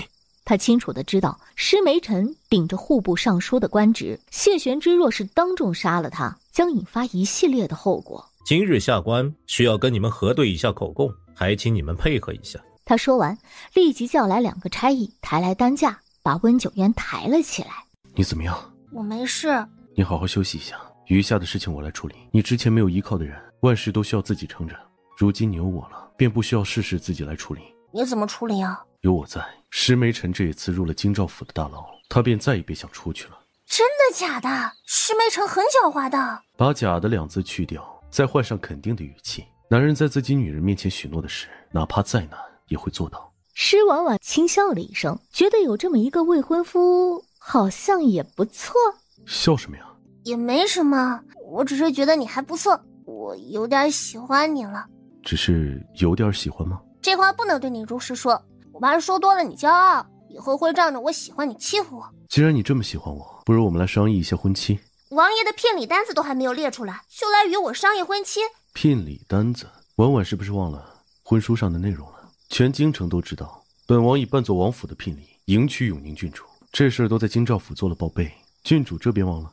王府的一半只是王爷口头上说说，都没有落到具体的名目和数量上，笼统的扮作王府为聘，我觉得这就是在忽悠我，不能算数。婉婉要想要具体的名目和数量的话，这事儿好办得很。一会儿去京兆府办完事以后，直接跟本王回王府，到时本王让叶倾城把王府所有产业清单拉来，婉婉想要什么自己挑便是了。聘礼给出以后，那便全是婉婉的。名目清晰以后，婉婉就再也不能指责本王诚意不够了。施婉婉虽然没有嫁过人，但是她也觉得这事儿有点不对，她就没听说过谁嫁人之前跑到夫家自己挑东西的。郡主，此事王爷说由他来处理，你就放宽心，好好休息，一给你剥葡萄吃。谢玄之冷冷地看向沈毅，你先回公主府报一声平安，再让嬷嬷送一些换洗的衣物过来。亦是公主府的人，王爷与郡主还未成婚，还不能试婚衣吧？王爷说的有道理，我还得在京兆府住上几日，得准备几身干净的衣衫。这事儿闹得这般大，左右也瞒不过嬷嬷吧？你跟他说的时候哄着他点儿。谢玄之把沈毅轰走后，便坐在施婉婉的身边为他剥葡萄。王爷之前给人剥过葡萄吗？没有，只剥过人皮。往后不许吃出本王外别的男人味的东西，否则本王就将那狗男人的皮剥了，往里面填草。你方才该不会是在吃沈毅的醋吧？你不蠢啊，居然发现了。婉婉，我如今是你的未婚夫，是要与你共度一生的人，你我之间不能让旁的不相干的男子影响感情。往后我不会干涉你和他们相处，但是你也需要注意一下，喂东西吃这种亲密的举动还是不要再做了。你真喜欢我？都这个时候了，你竟还问我这个问题。我若不喜欢你，哪怕你能为我解毒，就凭你在我面前作天作地的所作所为，早死800次了。施婉婉轻笑了一声，突然伸手勾住他的脖子，将他的脸拉到自己的面前，扬起脖子在他的唇上亲了一口。施婉婉虽觉得他这人心思深得很，但是细细一想，就又发现其实从他与谢玄之相识至今，他从未害过他。这个男人不但模样长在他的心坎上，还极有魅力，他实在是无法控制自己为他心动。之前他总是压抑着自己不对谢玄之动心，怕不会有好结果。事到如今，俩人是彻底绑在一起了，他才懒得再控制自己的内心呢。想亲他便亲他，想占他便宜就占他便宜啊。你笑什么呀？没什么。哎呦，我头有点疼，需要摸一摸猛男的腹肌才能好。谢玄之是真没想到他也会有被人调戏的那一天，他更没想到的是，他们的婚事定下来之后，施婉婉会是这个画风。他轻哼了一声，哼，你想得美。施梅尘在大牢里仔细观察的一个下午，终于锁定了一个能为他传递消息的人。他原本以为这一次只需他来京兆府走一次过场就好，没想到却被关进了大牢。想升官发财吗？本官是户部尚书施梅尘，你现在在京兆府做差役，只能为吏，永远都做不了官。你这次帮了我之后，我能让你去户部做从七品的官。对于没有功名却想要做官的人而言，施梅尘的这番话简直就是天大的诱惑。施尚书真能把我调去户部吗？可是这里这么多差役，为什么是我？因为我在你的眼里看到了野心。一个人有能力，想要过得更好并为之努力，我觉得这是一个很好的品质。士为知己者死，我愿意为施大人做事。你先替我传个消息给师傅的二小姐施晴妹，告诉她我在牢中安好，让她按原计划行事。好，你既然替我做事，我自然需要知道你的名字，这样以后才能提携你。小的叫季冬，季节的季，冬天的冬。本官记下了，你去做事吧。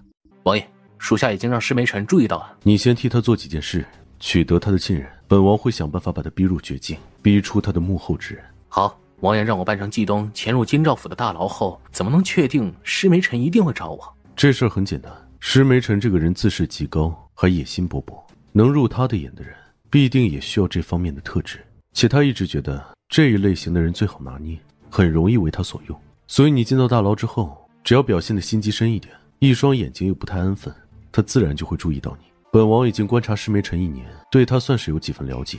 之前不动他是怕打草惊蛇，如今时机已经成熟，可以收网了。他回京是为了报仇，他在回京之前就已经确定了一些可能是凶手的官员的名单。可施梅尘毕竟是户部尚书，他在朝中经营多年，树大根深。他这一次虽然是以故意伤害永宁郡主的罪名入狱，但是永宁郡主并无大事，他可能关不了多久。那就慢慢给他加几个罪名，把他摁死在大牢里，但是又要给他一点希望，让他觉得自己能出得来，但他离出来永远都会差一步的距离。这是一件极为残忍的事情，给人希望，让人觉得只要再努把力就能自由了。施梅尘入了局之后，等着他的就只有死。五皇子这般处心积虑地接近我大唐的郡主，是不是有什么不可告人的目的？沈毅脑子都炸了，谢玄之这个时候在施婉婉的面前爆出他的身份，也太不讲武德了。谢玄之此时在施婉婉的面前揭露他的真实身份，不过是因为他和施婉婉走得太近。啊，五皇子？什么五皇子啊？婉婉还不知道吧？你这位沈姓的侍从可不是寻常人，也不是普通的南乡探子，他是南乡的五皇子温林山。你是南乡的五皇子？真的假的？王爷这样会不会不太厚道啊？所以你真的是南乡的五皇子？是，一当初从南乡来到大唐，其实是被温九渊逼得在南乡待不下去了，这才来的大唐。五皇子隐姓埋名来到我大唐，费了极大的力气才留到永宁郡主身边。你原本就心术不正，本王早就该揭露你的身份。之前是想看看你到底要做什么，便没有揭露你的真实身份。但这一次你陪着郡主去了长欢阁，本王怀疑这次不仅仅是施梅尘所为，你也有参与。就算全天下的人都对郡主生出不好的心思，也绝对不会生出害郡主的心啊！既然如此，五皇子若是要证明自己与施梅尘刺杀郡主的事情没关系，还是要拿出诚意来。什么诚意啊？亮明自己的身份，去京兆府作证，证明施梅尘是蓄意谋害郡主，杀害温九渊。郡主，亦若是上堂作证的话，以后就不能再伺候你了。你其实也不能伺候郡主是吗？你对郡主而言，最大的用处就是身手还不错，能做个侍卫。但是你却从来没有做好一个侍卫应尽的职责。沈毅作为侍卫是不合格的，他不在婉婉身边伺候也无关紧要。本王身边那几个侍卫，不管哪个身手都比沈毅要好。婉婉到时候去挑一个，挑好以后，本王便将他们的身契给到婉婉。到时就算是本王也无法调遣他们。站在门口的纪北听到这句话，在心里琢磨，他们这些侍卫对谢玄之死心塌地，那都是战场上厮杀出来的情分呐。他们从本质上来讲，只是谢玄之的禁卫，并没有卖身在冲王府，哪来的生气？我觉得王爷身边那个叫纪北的身手不错，性格也不错，王爷能割爱吗？好啊，那就把纪北给婉婉，他的身契本王一会儿拿给你。纪北，他就这么被他家王爷给卖了？王爷，属下以后婉婉便是你的主人，往后你要像保护本王一般保护她。纪北还想再说些什么，谢玄之一记眼刀飞过来。你还有什么问题？不敢有。保护好郡主，往后他若少一根头发，本王就扒了你的皮。王爷放心，属下一定会好好保护郡主的。你放心，我比冲王好说话的，不会亏待你的。别的不说啊，至少我不会动不动就打你军棍。一这般离开郡主，心里好生不舍啊。这位纪北兄弟以后能做郡主的侍卫，他真的是好有福气。纪北心想，哼，兄弟，你确定你这番话走心了吗？纪北觉得自己是真的惨呀，他被谢玄之送给施婉婉，却完全没有人问过他同不同意。这件事情定下来之后，谢玄之便带着纪北去京兆府办卖身契。你既然是南乡的五皇子温灵山，那你为什么给自己写了沈毅这个花名啊？那是因为义的母妃姓沈，义是母妃为我取的小字。若可以选，一直想做母妃的义儿，不想做南乡的五皇子。你父皇待你不好吗？南乡皇位继承之事，郡主想来也有所听闻。能继位的皇子是一国之君，不能继位的皇子只有死路一条。你有没有想过结束南乡的皇位传承制度？如何结束？很简单啊，你当南乡的皇帝，亲手结束这个制度。这个制度简直就是灭绝人性，缺大德好吗？一个人揽了大权后，就要杀死所有的兄弟，这简直就不是人做的事儿。过个10几20年之后，就又要亲眼看着自己的儿子自相残杀。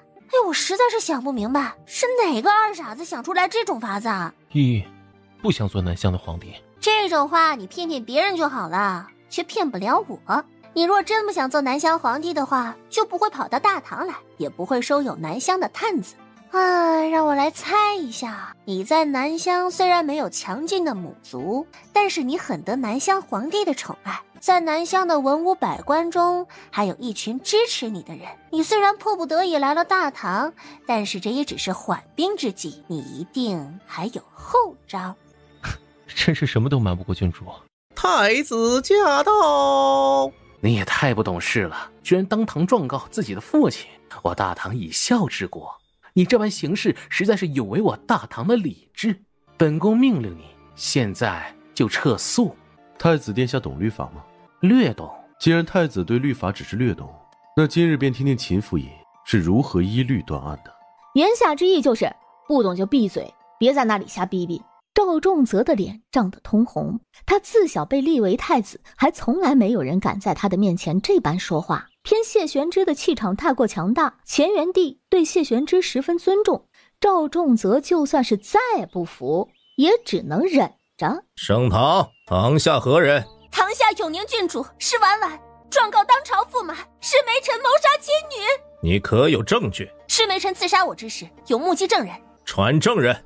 施梅臣看着走出来的孟云亭，面色微变。学生待国子监监生孟云亭，事发时学生亲眼看见施尚书命人用箭射杀郡主。你既是国子监监生，又岂能去那种地方？依本官看，你不过是与施婉婉交好，在那里胡说八道。学生因为熟读律法，所以被大理寺卿看中，入大理寺做了从7品的录侍郎。学生进场欢阁是为了核查朝中官员有多少出入这种地方，不是去寻欢作乐的。你方才说你亲眼看见施梅臣派人射杀郡主？是的，当时郡主从后院往前院跑，郡主的身后有约5、6个手拿长弓的黑衣人。当时施尚书和那些黑衣人站在一起，那些黑衣人明显听从施尚书的调令，他一打手势，那些黑衣人放火烧场欢阁。郡主可有此事？确有此事，爹。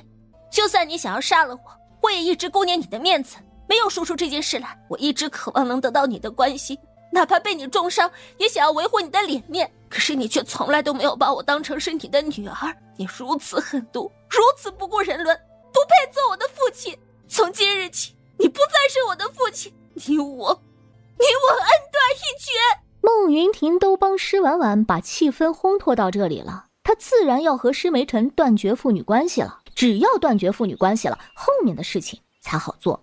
郡主不追究施梅尘的刺杀之事，只是要和他断绝父女关系吗？他是我的父亲，就算他再狠毒，我也不能如他那般狠心，真要了他的命。施梅尘听到这句话，眉心直跳。以他对施婉婉的了解，此时说这样的话太过反常，他极度怀疑他有什么大招在等着他。施尚书这般待郡主，确实不配做郡主的父亲。施尚书，这事儿你有异议吗？父女两人既然对彼此两看生厌，永宁又下定决心要断绝父女关系，那便断了吧。太子殿下都这般说了，臣遵旨便是。婉婉，以后我不再是你的父亲了，你却还需谨言慎行，不要。施大人放心，我就算是再不成器，以后也不会虐杀自己的子女，我也不会像你一样去清流里嫖妓。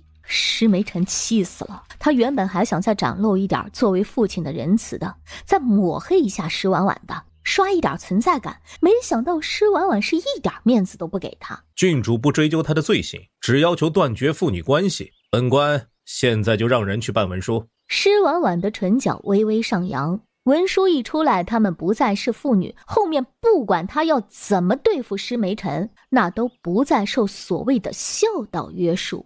若无其他事情，本官便先走了。等一下，今日还有人要告施尚书，请施尚书稍等。谁要告我？为何告我？我要告你谋杀南乡大皇子温九渊。你告我谋杀南乡大皇子温九渊？当真是可笑。事到如今，我也不替那不孝女隐瞒了。当日我亲眼看见永宁郡主一刀插进温九渊的胸口，这人我也认识，他是永宁郡主的男宠，他的话根本就做不了证词。好大的胆子，竟敢污蔑朝廷重臣！来人，把他给本宫乱棍打死！慢着，太子身为储君，最不能做的就是偏听偏信之事。他敢站出来指证施梅尘，那一定是有原因的。沈毅，你别怕，慢慢说，有本王在，没人能为难你。若我是永宁郡主侍卫，说的话没分量的话，那我便换个身份吧。我乃南乡五皇子温林山，这是我的身份盘，请诸位查验。沈毅此时的气场和跟在施婉婉的身边的时候完全不一样，他站在那里，整个人贵气天成，满是一国皇子的气度。大唐太子，我如今可有资格来做证人？南乡的皇子们一个个行事都好生特别，好好的皇子跑到大唐来做侍卫，会不会有些不妥？我之所以来大唐，是因为我仰慕永宁郡主，能在她身边做一段时间的侍卫，是我的荣幸。是吗？本宫都不知道永宁的名号竟还传到南乡去了。太子殿下竟然不知吗？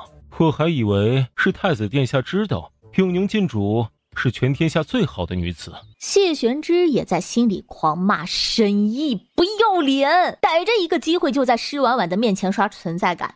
五皇子，你说看见施梅尘杀了南乡的大皇子，到底是怎么回事？那日施梅尘放火烧楼刺杀郡主的时候，我就在郡主的身边，目睹了整个过程。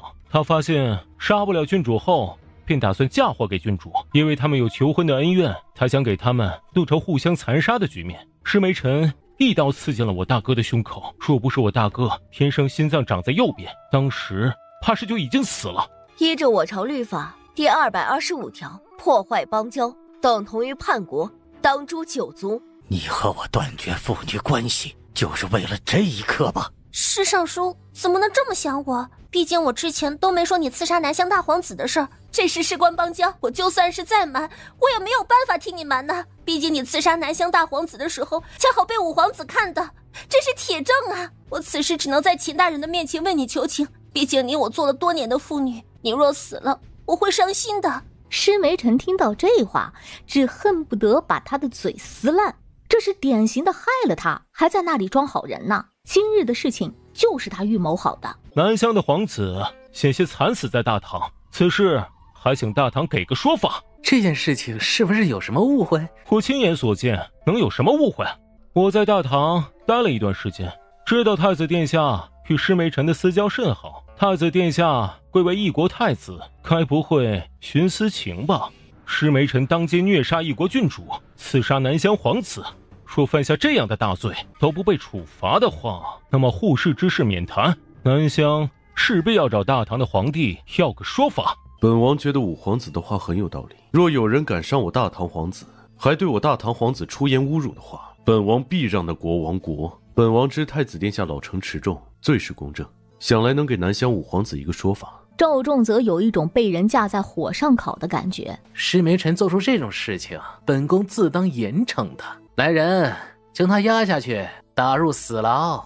谢玄之把施婉婉送到公主府的时候，陈嬷嬷已经让厨子做了一大桌子菜，用来庆功。郡主已经回来了，本王想和嬷嬷商议一下与郡主大婚的事。他和施婉婉的婚事之前已经闹得天下人尽皆知，眼下他们的婚事该提上议程了。不知道王爷想如何操办呢？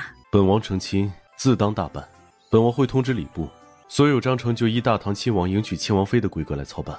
聘礼之事，本王之前就已经在婚书上写下，以扮作王府迎娶郡主，这些是大的方向，细节处本王就不知该如何做了，还需请嬷嬷提点。陈嬷嬷她突然想起来，老冲王早就战死沙场，老冲王妃失了智，整日里糊里糊涂的，是没办法操持他们的婚事的。施婉婉和谢玄之的婚事几乎就没有能为他们参详的长辈。大礼上不差，细节处老奴会列出单子来供王爷参详。只是正常来讲，婚事应该是先过6礼再写婚书。如今王爷和郡主的婚事却是先有婚书，却并未有过6礼。这事儿，这个本王会补上，这世上女子成亲该有的，本王一件都不会落下。嬷嬷，你要帮我多要点聘礼啊！不用嬷嬷提，我都会给得足足的，保证让郡主有面子。老奴原本准备了很多话想对王爷说，到如今便觉得不必多说。到此时唯一想对王爷说的就只有一句话：大婚后请王爷善待郡主。嬷嬷放心，本王不是施梅臣，不会做那种事。而此时赵仲则已经到乾元帝那里告状，父皇今日是没有看见，谢玄之根本就没把儿臣这个太子放眼里，他当着所有人的面让儿臣下不来台。依太子所言，当如何处置冲王？冲王不将儿臣这个太子放在眼里，那便是不将父皇放在眼里。儿臣觉得他有不臣之心，当斩。他如今手无兵权，又没把太子放在眼里，太子为何不当场将他下狱？那是因为儿臣顾念谢玄之曾经为我大唐做下的功绩，他毕竟立下过赫赫战功。如今他交出兵权，儿臣若是将他下狱的话，恐会让朝臣寒心。既然如此，你此时到朕的面前说冲王的坏话，又是为何？难不成是想让朕来做这个坏人，把冲王斩了，让朝臣和百姓骂朕？你也有今天呐！这不就是你想要的吗？秦大人，我和郡主有些误会，我能单独和他说说话吗？秦飞鹤没有回答他，而是看向了施婉婉。秦大人，我也想听听施老爷要对我说什么。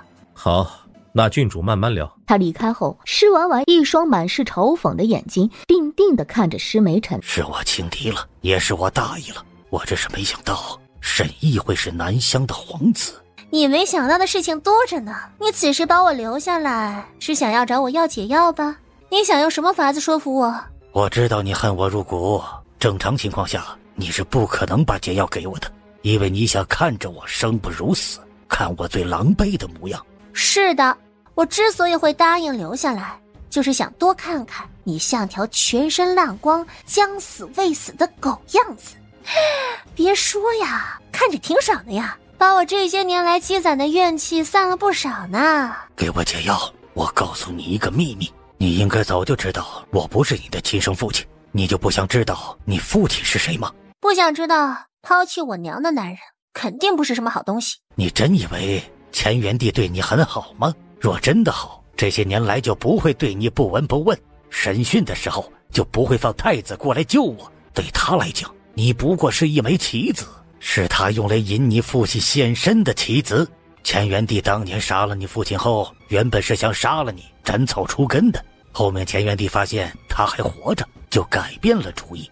编你就继续编吧，舅舅待我有多好，我感觉得到。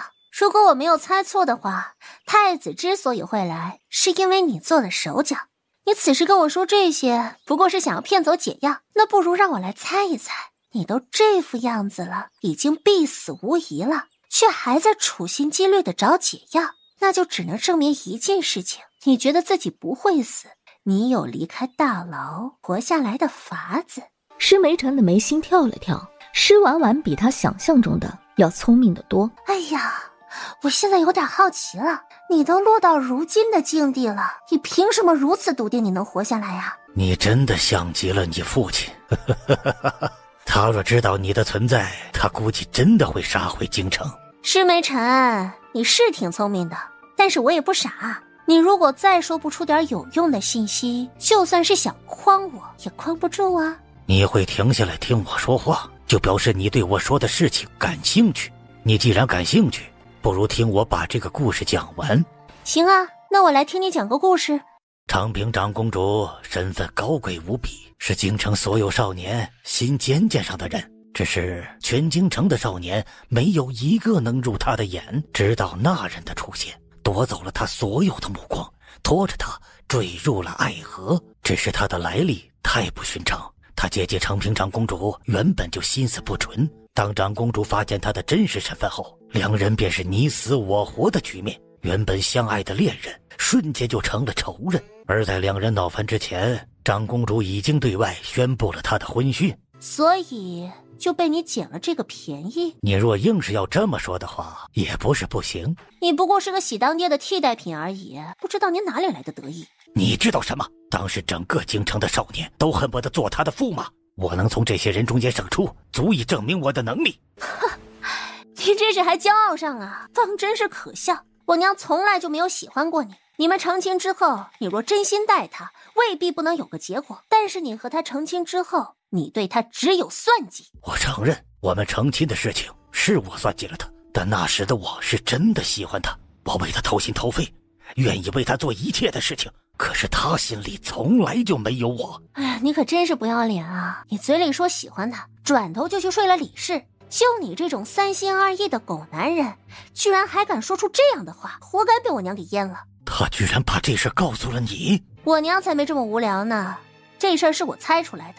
你和李氏那么恩爱，却只有施晴妹一个女儿，明显就有问题啊。当年若不是我娶了她，她会成为全京城的笑柄。我帮了她，她却这样对我，简直就是丧心病狂。你方才也说了，当年京中的少年郎想娶她的不知凡几，就算没有你，还有其他人愿意娶尊贵的长公主的。真不是我看不起你，若你没有顶着长公主驸马的身份，你根本就不可能成为户部尚书的。你他妈就是个靠吃软饭平步青云的人渣。你吃软饭我不鄙视你，我鄙视你软饭硬吃，还自以为是。我才没有吃软饭，我是凭自己的实力做的户部尚书，赢得了他们所有人的尊重。你此时说出这句话来，就足以表明你和你父亲一样卑劣。你一直在说我父亲卑劣，你却连他的名字都不敢提。谁说我不敢提他的名字？他就……你想从我这里套出你父亲的名字，我偏不如你所愿。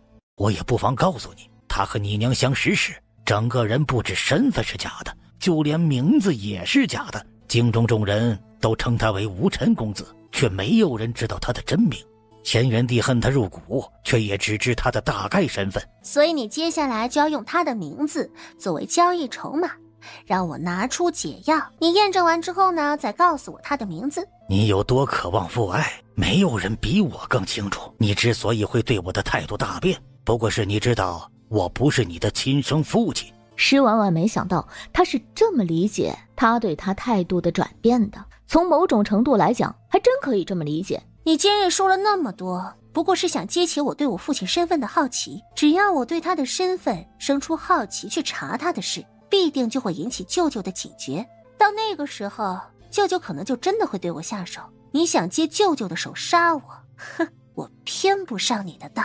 谢谢你告诉我这些事情，也感谢你今日精湛的表演，我看得很开心。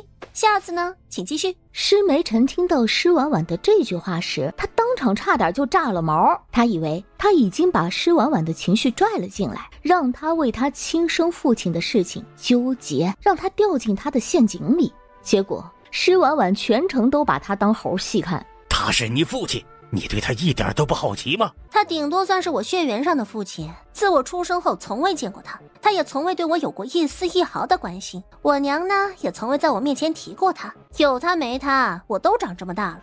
说句不好听的，对我娘是始乱终弃，对我是不闻不问，他就是个不折不扣的渣男。对这种渣男呢，我根本就不稀罕他做我的父亲，所以真的很不好意思了，今日要让你失望啦。施梅尘的脸色十分难看，这是他完全没有想到的走向。他以为他能清楚地知道他的心思，结果却发现他完全猜错了。施婉婉，你给我回来！你把解药给我，我告诉你所有关于你父亲的事。你回来，你给我回来！你什么时候来的？嬷嬷怎么没说呢？我翻墙进来的，他不知道我来了。施婉婉觉得他们刚认识那会儿，他就天天翻他的墙，现在还翻，也是醉了。你怎么说也是个王爷吧，这样天天翻墙是不是不太好啊？倒不是我有多喜欢翻墙，而是陈嬷嬷说我们快成亲了，成亲之前不宜多见面，怕被人说闲话。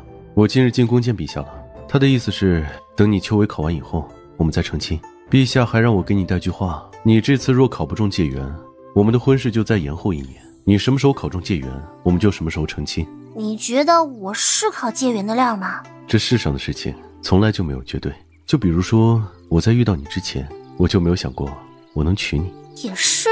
施梅尘今日为何找你？施婉婉也不瞒他，把今日和施梅尘的事情粗粗说了一遍。施梅尘肯定是不怀好意，但是我娘从来没有跟我提过我亲爹的事儿。我记忆中的他也不是那种郁郁寡欢的人啊，不像对我父亲有怨恨的样子。你有什么事都可以跟我说，不管京中的水有多深，浪有多大，我都会护着你。谢贤之啊，你知道我之前为什么总是对你退避三舍吗？那是因为我怕麻烦，而你明显就是个大麻烦，且你心思深，我看不透你，只觉得你十分的危险，便想着和你保持距离。哎呀，事实证明啊，我的直觉是对的，我果然就被你给坑了。而到如今呢，我却发现在这个世上，我能信任的人只剩下你一个了。我父不详，母亲早已去世，身边群狼环伺，舅舅虽然宠我，但是他的宠爱是有条件的，他需要我变得很优秀，让他有面子。而若用我不能换来巨大的利益，他就会毫不犹豫的就舍弃我。作为帝王，他其实已经很温情了，但是只要是帝王，又哪里有真正的温情呢？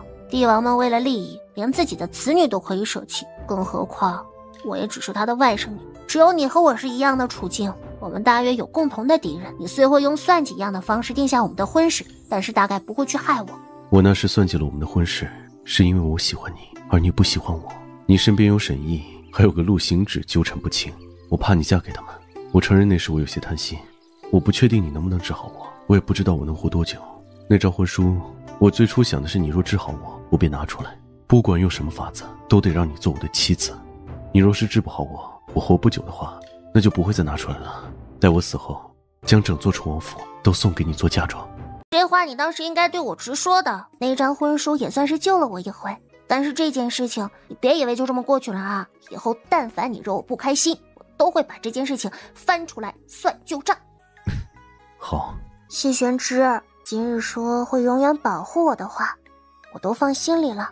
往后若你也如舅舅那般为了某些利益而放弃我的话，我们之间也就结束了。他能理解乾元帝为了利益抛弃他，因为他只是他的舅舅，对于爱人他的要求要高一些。真正相爱的两人不但要相濡以沫，还要荣辱与共，不离不弃。放心，不会发生那样的事。他这一生想要的东西不多，施婉婉是他强求来的，是他这一生唯一想要的女子。好，我信你的承诺。既然如此能让我摸摸你的腹肌吗？